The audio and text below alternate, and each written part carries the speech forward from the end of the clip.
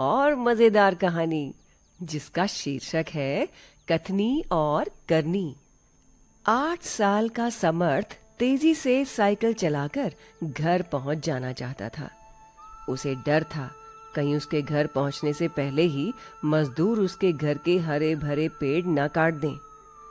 उसकी आंखों के आगे अपने घर में लगे नींबू, अमरूद, सब्जियों और फूलों के पेड़ पौधों की छवि तैर रही थी। मन ही मन वो बहुत पछता रहा था कि क्यों उसने अपनी मम्मी पापा से पेड़ कटवाकर बगीचे की जगह पक्का फर्श बनवाने की जिद की। पिछले दिनों का घटनाक्रम समर्थ के दिमाग में घूम रहा था। अभी 2 महीने पहले की ही तो बात है। समर्थ अपने मामा के घर देहरादून गया। मामा ने अपने घर के सामने पेड़ पौधे न लगवाकर पक्का फर्श बनवा रखा था, जिस पर बास्केटबॉल नेट लगा हुआ था। मामा जी का बेटा अंकुर और समर्थ वहां पर खूब बास्केटबॉल और क्रिकेट खेलते थे। बास्केटबॉल की तो समर्थ की बहुत अच्छी प्रैक्टिस हो गई थी। देहरादून में 15 दिन कब बीत गए समर्थ को पता भी नहीं चला। जब वो वहां से वापस लौटा तो उसने अपने पापा से कहा, पापा, मामा के घर के आगे कितनी बड़ी खेलने की जगह है, क्यों ना हम भी बगीचे की जगह पक्का फर्श बनवा लें। नहीं बेटा, शहरों में अब ऐसे घर कहाँ मिलते हैं जिनमें बगीचा और पेड़ लगाने की जगह हो। इन पेड़ों और फूल पौधों से ही इस घर की शोभा है। किंतु पापा, खेलने के लिए भी तो घर में जगह होनी चाहिए, क्योंकि खेलना कूदना सेहत के लिए बहुत जरूरी है। समर्थ ने अपना तर्क रखा। तभी मम्मी बोली, खेलने के लिए घर के सामने इतना बड़ा पार्क है ना। ओ मम्मी, आप लोग समझते हैं क्यों नहीं, वहां तो सब बच्चे खेलते हैं, घर में सिर्फ मैं और मेरे दोस्त खेलेंगे। पापा ने उसे समझाने का प्रयास किया। अपने स्वार्थ के लिए हरे भरे पेड़ कटवाना बहुत गलत है। समर्थ ने मम्मी पापा को मनाने की बहुत कोशिश की, किंतु वो नहीं माने। कुछ दिनों बाद माली काका बीमार पड़ गए और उन्होंने काम पर आना छोड़ दिया। पेड़ पौधों की देखभाल न होने से बगीचा अव्यवस्थित रहने लगा। समय पर गुड़ाई और पानी न मिलने से पेड़ पौधे मुरझाने लगे। अनावश्यक झाड़ झंकार भी उगाए। 4 दिन पहले तो बगीचे में सांप भी आ गया, जिससे मम्मी पापा भी बहुत डर गए। अब तो उन्होंने भी बगीचा हटवाने में ही भलाई समझी। समर्थ अब बहुत खुश था, क्योंकि उसकी इच्छा पूरी होने जा रही थी।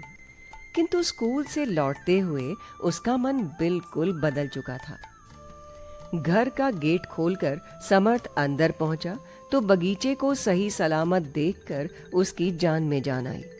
उसने पापा से कहा, थैंक्स पापा, आज आपने मजदूरों को नहीं बुलाया और मेरा बगीचा बच गया। क्या अब तुम इसे पक्का करवाना नहीं चाहते? पापा मम्मी ने आश्चर्य से उसे देखा। नहीं पापा, आज हमारी आरती मैम ने हमें पेड़ों की उपयोगिता के बारे में बताते हुए कहा कि मनुष्य अपने स्वार्थ के लिए पेड़ों और जंगलों को काटकर कितना बड़ा नुकसान कर रहा है।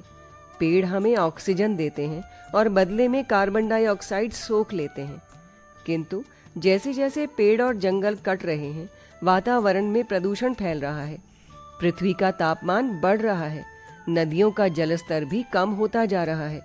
पेड़ों के कटने से पशु पक्षियों के जीवन को भी खतरा पैदा हो गया है और प्रकृति विनाश की ओर बढ़ रही है। और भी मैम ने ढेर सारी बातें बताई। पापा, आज अगर हमारे पेड़ कट जाते तो मुझे बहुत दुख होता। बेटा, चिंता मत करो, सांप के आने से कुछ पल के लिए हम डर अवश्य गए थे। फिर मैंने और तुम्हारी मम्मी ने इस विषय में बहुत सोचा। आज सुबह हमने बगीचे की नाली में जाली लगवा ली, जिससे सांप के आने का रास्ता बंद हो गया। साथ ही हमने निर्णय लिया कि अब हम मिलजुल कर हर रविवार की सुबह 1 घंटा बगीचे के रखरखाव पर ध्यान देंगे। मैं भी बगीचे की देखभाल में आप दोनों का साथ अवश्य दूंगा। समर्थ उत्साह से बोला। फिर कुछ पल सोचकर उसने कहा, पापा, क्या आप मुझे आरती मैम के घर ले चलेंगे? मैं उन्हें धन्यवाद कहना चाहता हूँ। हाँ हाँ, क्यों नहीं। मैं स्वयं उनसे मिलकर उन्हें धन्यवाद कहूंगा, क्योंकि उनकी दी हुई शिक्षा से तुम्हारे अंदर प्रकृति के प्रति जागरूकता पैदा हुई। पापा खुश होकर बोले। थोड़ी देर पश्चात समर्थ पापा के साथ आरती मैम के घर चल दिया। मैम का घर उनके घर से कुछ ही दूरी पर था। गेट खुला हुआ था। समर्थ ने घंटी बजाई। मैम तुरंत बाहर आईं।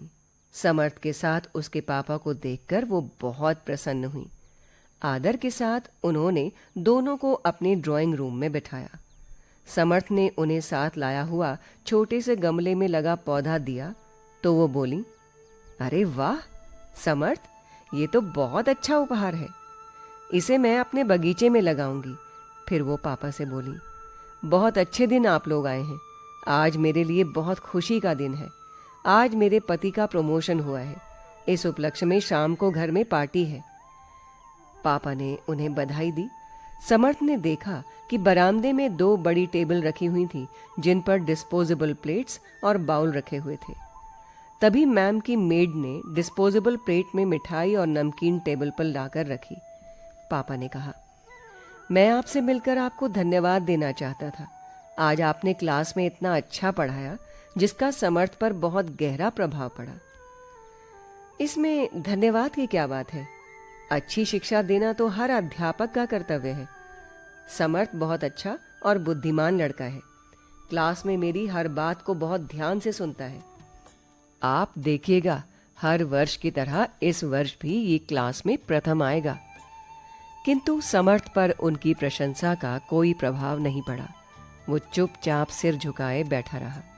मैम ने मिठाई और नमकीन की प्लेट आगे बढ़ाई और कहा, समर्थ खाओ ना। इस तरह सिर झुकाए चुपचाप क्यों बैठे हो? समर्थ ने अपनी गर्दन उठाई और दुखी स्वर में बोला, मैम, आज आपने क्लास में बताया था ना कि प्लास्टिक से बने डिस्पोजेबल बर्तन पर्यावरण को बहुत नुकसान पहुंचाते हैं। समय असमय बाढ़, सूखा आदि विपत्तियों के अलावा हमारी ओजोन परत, जिससे हमारे जीवन की रक्षा होती है, को भी बहुत नुकसान पहुंच रहा है। इन सब से प्रकृति विनाश की ओर बढ़ रही है। हाँ, ये बिल्कुल ठीक है, उन्होंने कहा। किंतु आप स्वयं डिस्पोजेबल बर्तनों का उपयोग कर रही हैं। मैम का चेहरा उतर गया। उनसे कुछ कहते नहीं बना।